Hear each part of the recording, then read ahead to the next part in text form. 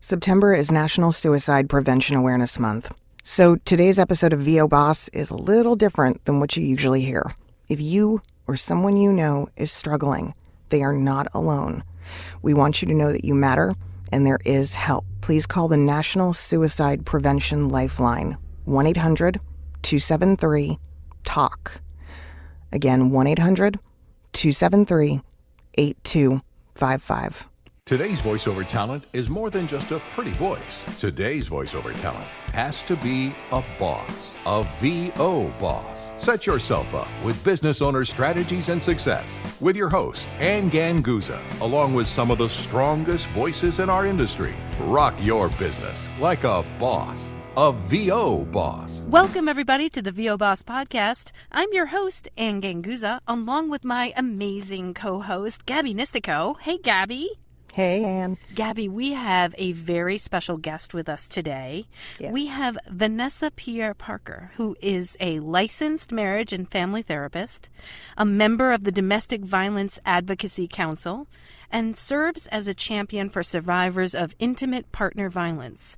She provides a safe place for clients who seek support, guidance, and compassion, and provides therapeutic services for trauma and coping skills, and has provided mental health services in outpatient and community-based service agencies, including Pfeiffer Institute for Marriage and Family Therapy with children, adolescents, and adults, the Shelter for Battered Women with Adults and Families, and she is the principal therapist and owner of Kindling House Psychotherapy. She lives in the Charlotte area near you with her husband and 3 children. Welcome, Vanessa, to the show. Thanks so much for joining us. Hi. Thank you so much for having me. I appreciate it. I think Vanessa is officially our first guest to have the most technical intro and bio. I know, I love it, right? It was very by the book. That was good. I was thinking, who is this person she's reading about? That is very cool. Let me explain. I didn't want to miss a beat there because all those qualifications, I thought every single one of them was just amazing to me. I didn't want to skip any of them because we're very honored to have you here because I think there's some really important topics that we want to cover today with you. Okay, great. I'm looking forward to it. Thank you for having me. So, initially, Vanessa, this discussion about having you on the show started a couple months back. And as I'm sure most of our listeners remember, we had 2 celebrity suicides almost back to back, Anthony Bourdain and Kate Spade. It impacted a lot of people. Oh, yeah. It's not like it used to be. Someone commits suicide and now the effects of what has happened, the ripple, if you will, is almost immediate. Within 10 minutes to a half an hour of their passing, it's all over the globe. Everyone knows what's gone on. It got me thinking about, as actors and entrepreneurs, we're in 2 really high-risk categories for suicide. Yeah. It got me thinking, what's going on in our community? And are people aware of, when a friend, a colleague may need assistance? Do you know where to turn? Do people know where to go if they're feeling the effects of depression or anxiety or any other host of possibilities? And so we really wanted to talk to you today about just that, the pieces of how can we be more proactive as a community? How can we look out for one another? What do we look for? Yeah, those are all very good points. When you think about the suicide reports that we're experiencing, it is staggering. I mean, I'm just thinking the CDC reports that suicide is the 10th leading cause of deaths in the U.S. Wow. It's a huge deal that as a community we really have to focus on and pay attention and say, okay, what is happening? Because when you look maybe even 10 years ago, the numbers are not what they are now. And there's just been a spike, especially after you experience a celebrity's death like Robin Williams or, like you mentioned, Anthony Bourdain.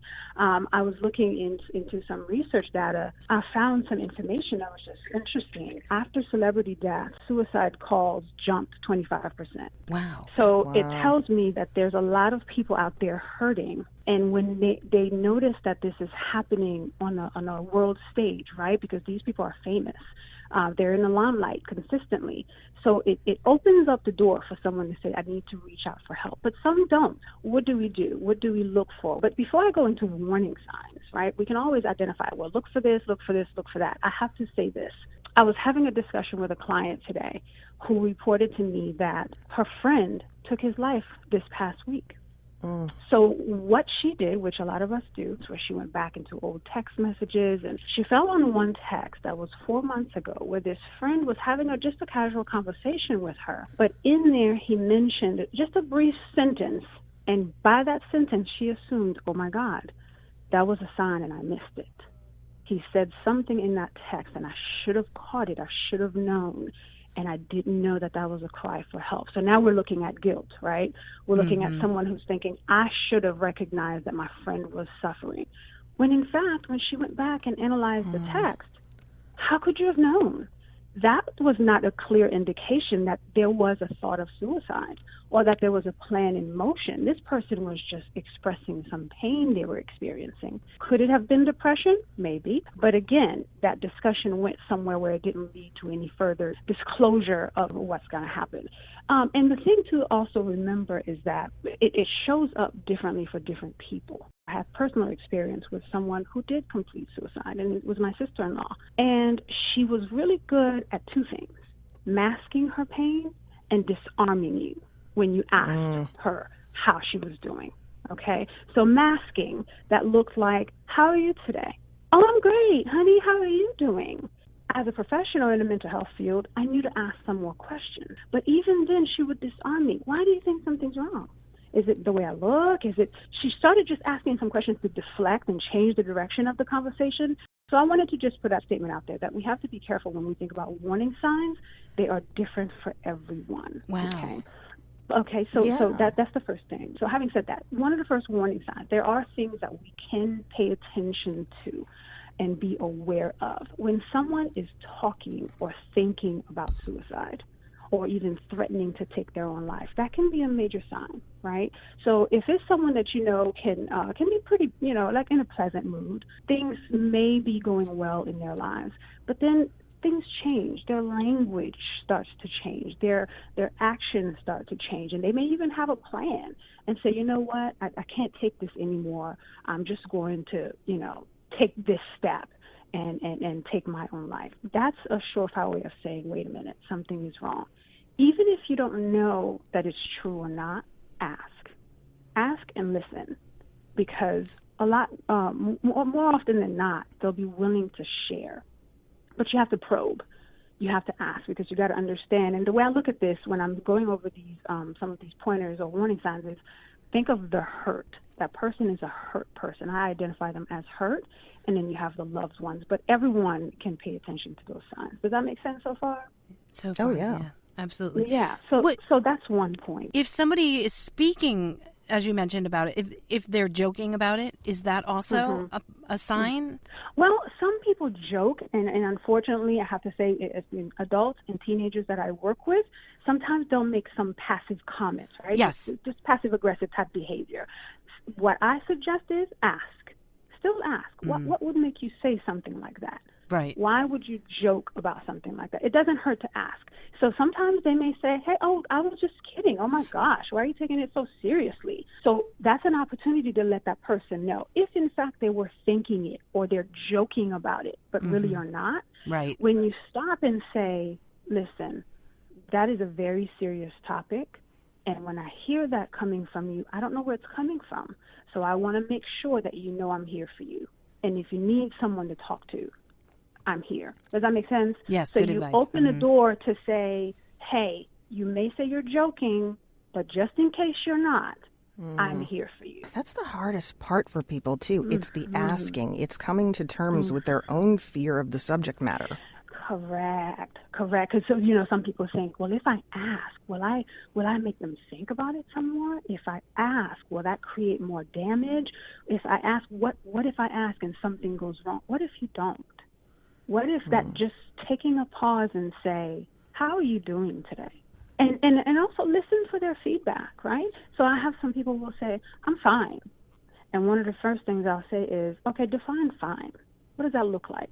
Now, it's socially normal to say, hey, how are you? Oh, I'm good. Okay, see you later. But when you're paying attention and you notice something's changed in a coworker or a friend, a family member, whomever, and you take the time to say, okay, I'm fine. What does that look like? Tell me a little bit more about your fine. What's happening? How's your life doing? So you make it about them, and you just kind of pay attention. Listen to the feedback that they give you. Yeah, ask those questions and get them to really unpackage that, because that can be a loaded sentence. I'm fine. What does that mean? Can I ask you about, is it something that you can ask on social media or discuss on social media, and what are the implications? People just kind of have this need to put up a facade, right? And they have to be okay. When you think about the industry that you both are in, people expect you to be happy, to be okay, to be great.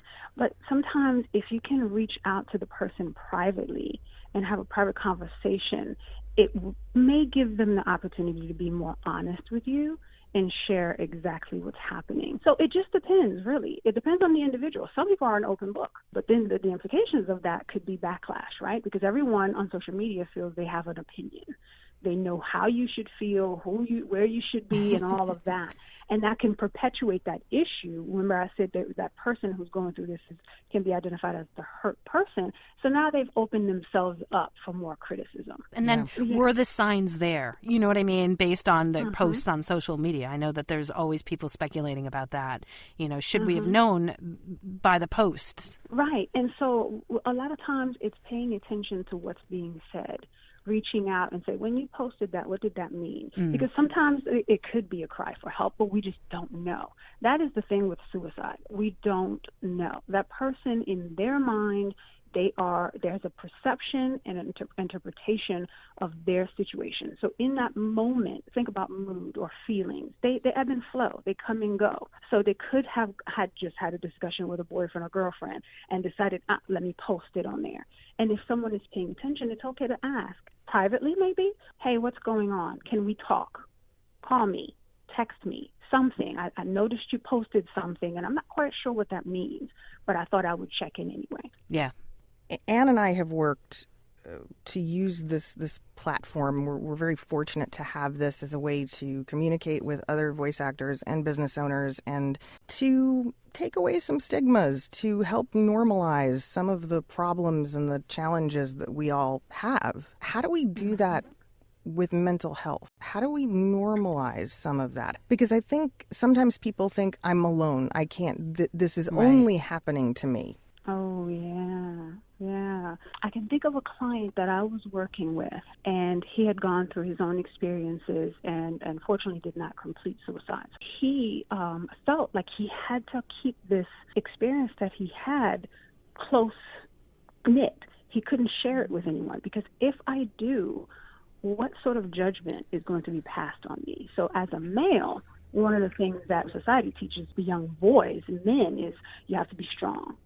Don't cry, don't share your feelings, and just you'll be okay. Everything's going to be good. You're fine. But I find that just, again, perpetuates the issues. For him, he decided to answer questions honestly. So a friend he hadn't seen in a while said, hey, around this time I was checking on you and you didn't respond. What happened? Where were you? And he decided to say, I was going through a tough time and this is what happened to me.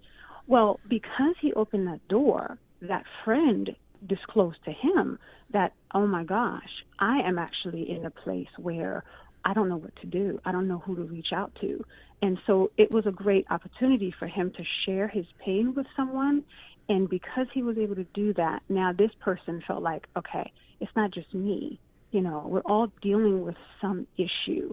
And so here's this person who went through some things, maybe not exactly the same, but I can reach out for help. One of the quotes I share with some clients is, don't make a permanent decision on a temporary situation. I can't remember where I heard it from, but it made a lot of sense to me, because it's like, well, things change, feelings change, situations change.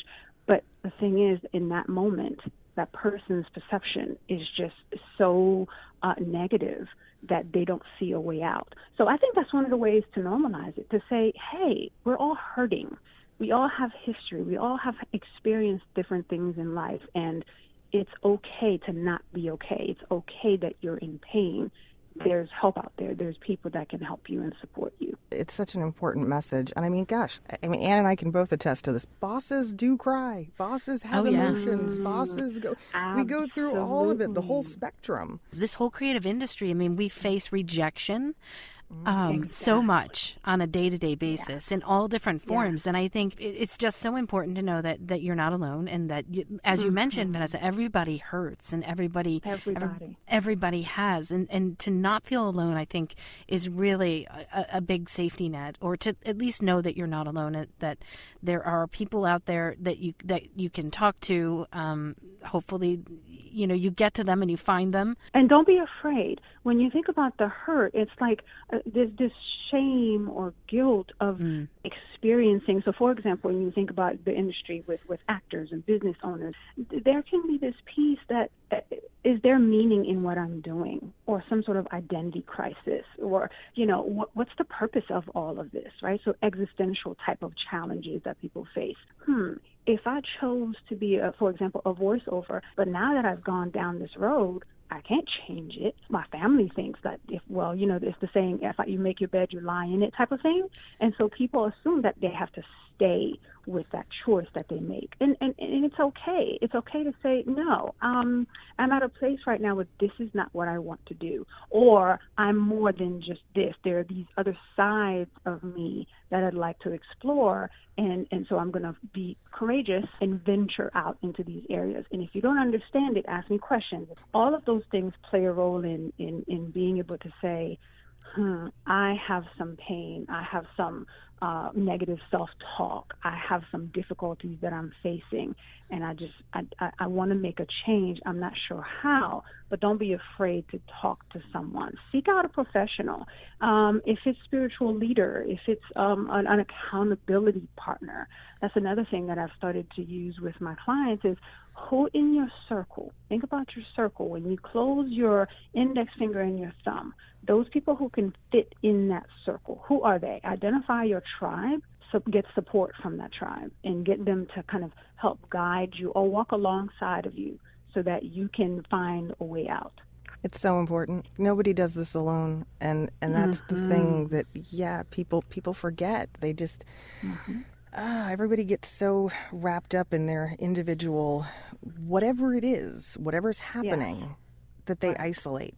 I love that what you said about being able to change direction, and if it's not working for you, and to be you. I mean, and that includes, I think, people in this industry. If it's not fitting you and it's not going exactly the way that you are envisioning it, it doesn't mean that you have to stay there. And I think most people, when they stay there and things continually don't go the way they expect or anticipate, that just leads them down a very unhappy path. Correct. And if you keep doing the same thing you've always done, you're going to get the same response. Right.